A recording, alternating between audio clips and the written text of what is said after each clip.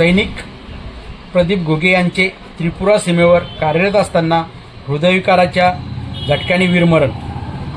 दुसरबीड येथील प्रदीप उर्फ बाळू पंढरीनाथ घुगे या सैनिकाचे 25 नोव्हेंबर रात्री 12 वाजेच्या दरम्यान सीमा सुरक्षा बलाच्या त्रिपुरा राज्यातील आगरतळा येथे बांगलादेश सीमेवर कार्यरत असताना हृदयविकाराच्या झटक्याने निधन झाले।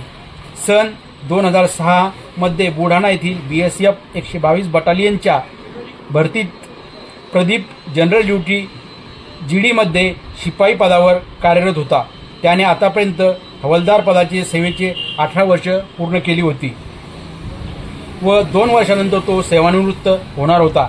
जुलै 2024च्या 31 तारखेला तो सुट्टीवर घरी दुसरबीड येथे आला। 25 दिवसाच्या सुट्टीवर कुटुंब व नातेवाईक सगळे सोयरे मित्रमंडळी यांच्या आधीच्या भेटी गाठी घेऊन 19 सप्टेंबर रोजी आगरतळा येथे कर्तव्यावर हजर झाला। सध्या त्रिपुरा राज्यातील आगरतळा येथील बांगलादेशच्या सीमेवर कार्यरत। काल कार्य बजावत असताना रात्री 12 वाजेच्या सुमारास हृदयविकाराच्या झटक्याने त्याला वीरमरण आले। त्याच्या पश्चात पत्नी, एक मुलगी, एक मुलगा, आई वडील, 2 भाऊ, एक बहीण, बराच मोठा आप्त परिवार आहे।